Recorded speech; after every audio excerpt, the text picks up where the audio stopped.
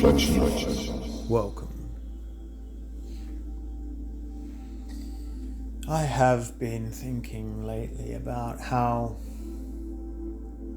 society just seems so complacent with itself to follow the tyranny.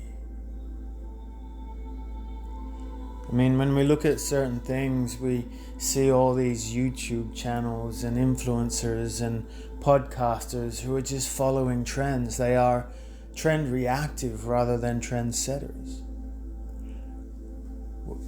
There's a saying that they used to say, if it bleeds, it leads. This is a media type thing, a mainstream media comment.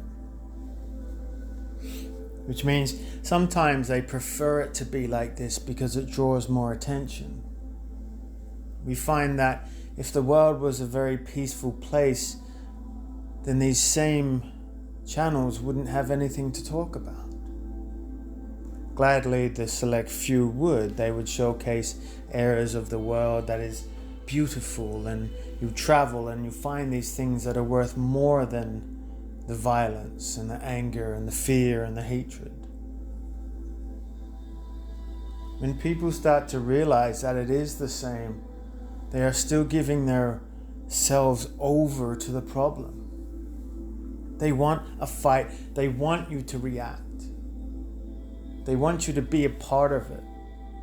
That doesn't mean that we have to agree with it. The biggest mistake here is people thinking that because somebody doesn't care or doesn't involve themselves with the problem that they allow it. This is not the case. How do you fix a broken system? I've said it before. The difficulty is people don't realize their worth. People are comfortable. They're happy in their daily lives, and so they should be. That's their right. But they're comfortable. They don't want to put themselves in harm's way. Those who already have children or a home or a place to stay and the happy car and the holidays, the privileges that they have, why would they want to give that up? It's always the ones who have had to fight for their life or fight for their country or fight for the things that matter always are the ones who continue to pursue. This is why people like our prime ministers and presidents get away with this. This is why corporations get away with this, because we have been indoctrinated into a system that doesn't care. They just keep promoting the same type of mentality and people keep adopting it. When you look at the youth of today, they're more interested in TikTok algorithms and placing themselves upon that than they are about healing humanity. But then ask yourself, when you go outside, how many people do you see? How many of them are actually being creative? Do you see them on your daily commute, or are they just certain places and countries? I don't think it really matters, to be honest. What matters is how you see yourself, how you represent. Do you follow the same sort of trends and cycles and continue to fall victim to their mentality of tyranny? We are worth so much more than they have fed us. We are worth billions and billions of earth dollars and more. Even when we want to succeed and see ourselves worth smaller amounts, because we are not greedy. We want to share. You are limiting yourself. You are not limitless. You are worth so much more. And when we look at that and we place a value upon ourselves, we are saying, I only need this. And I said this to someone else before. I said, that's fine. That's humility. That's courageous of you to think like that, is sharing your wealth with others, with other people. But why not go for more? Place yourself at the top of the hierarchy of wealth into the millions and the billions and however much you see. Why? Because the hardships that we've gone through, the struggles that we've gone through, everything that made you the person who you are today. You know that you can spend well. You know you don't need luxurious items to represent who you are. You're not that type of small dog in a handbag or carrying suitcases that are worth more than cars. So when you have that level of finance, that level of wealth and abundance with you, you share it with others. You invest it into nature, into growing, into people. You become that gift giver. Because even if you have your smaller amounts, you still want to give, but then you are losing yourself because you are rewarding others. So earn more, have more respect, place more value of who you are, and then use your wealth better. If we had more and more people joining on that same sort of frequency, that same level of understanding that we are worth billions to them, and if we all had that, then we could share it amongst each other. The problem is we're built into this cycle, into this system of corporations and businesses and greedy politicians and mining giants and all of this stuff that makes us believe we can't live without them. Which is the opposite way. They can't live without us. They bring fear and immigration to create problems. They have cycles of war and manipulation to remove the men, the masculine men. And then they infiltrate the rest with toxic masculinity. The gay, the queers, to make men question themselves, young boys and young women mutilating themselves. Why? Because they don't want children. They want to control the children. They want to grow them in labs and tell you that you can have as many as you want, but really they're controlling you because you can't. They put things in food and vaccines to limit you from having children. And people blindly support this because they have no choice. They place fear upon you and threaten you with things of losing everything. And the reason why that works is because they've placed material possessions on you to believe that that is your life. Because people are afraid to go back to living from the land or living without a structure or a control. And they've done it for centuries and cycles, and they'll do it again. We are worth so much more when we remove ourselves from the burden of insurances and taxes and corporations and all of these things. Why do we need to continue to buy licenses and registrations for things? Why do we have to pay visas to get on planes to go to countries that nobody owns? They've just waltzed in and taken authority over us, and people have allowed it. Why? Because throughout the years they've placed themselves in ownership of it. They've taken control of your schools and your life cycles, your lifestyles and your rewards. They've played manipulation with your brain and your ego and your TV. And when anyone steps outside the box and questions that reality, questions that system, they get outcasted or shunned. You have people on YouTube who highlight prosperity and love and growing and gardening and all the types of things that make a difference. But then there are others that are getting far more following because they've sold themselves, or they bring in lust or temptations. And look at all the people. Are they just robots? Are they cubicles inside a big factory with fake backgrounds? All of this stuff that could be potentials. There's so much wrong in the world. It's like that picture you see where if people just stood up, the chessboard and the chess pieces would fail. And then they show you and they tell you that systems and economies would fail. And everyone gets fearful again because they believe in the coats. They believe in the lab coats and the suits. Because that's the authority structure they've been told. Because their whole life would be a lie. People are afraid. They're afraid of chains, they're afraid of police, they're afraid of confrontation and jail.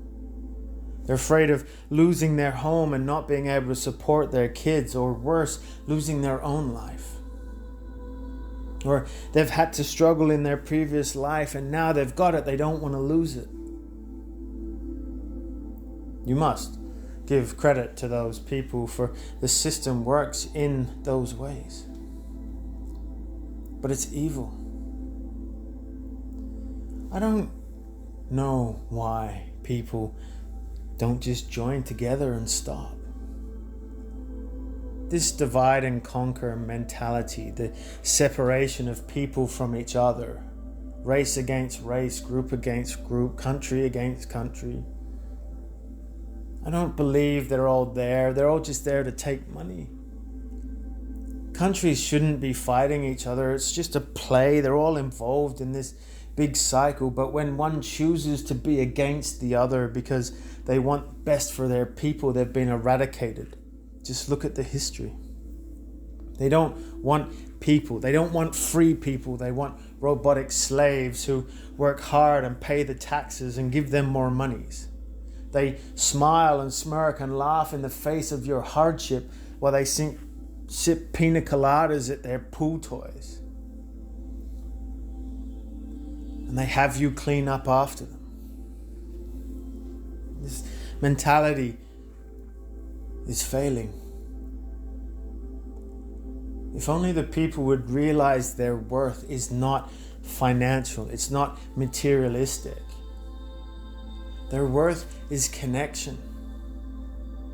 When you put people in silence in a room, when you stand together for a cause, you don't have to yell and riot and manipulate. You join arm in arm with people, you teach them right, you send love, you hold someone's hand or their shoulder. With the grace of light and God and all the things that are running through you and Mother Nature and all of the realms. People connect to each other. We don't need them. This is the mentality we need.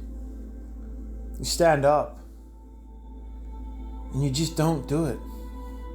The hard thing is they don't own the land. They own everything. They put money and they put taxes. How do you fight that? You don't. You need people at the top who have a conscience, who have a heart. You need businesses who have the place to revolt against the public. You need the army and the police. You don't need the corporation. You need the people in it to wake up. You need ownership of that. If everyone stood in unity and not solidarity, we would have more connection across the world. The spark of energy from mind and soul and body and ether to each other, harmonizing as we all stand up against it. The same question, you can't put 28 million people in jail. You can't put 100 million people in jail. There's not enough room. People need to forget about the problem of the end and worry about the solution of the now. It's always another 2 years or next re-election trying to solve the problem with the same system. You can't do that.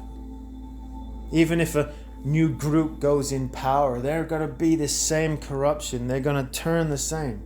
They're going to do some good things that help humanity, that stop the problem. Who was it that we said was, you create the problem, you create the solution? It's like viruses and Microsoft. Have we learned nothing? Any political party or person who is involved in the same system has been now used to be the same part of the problem. So they create a force like immigration or housing shortages.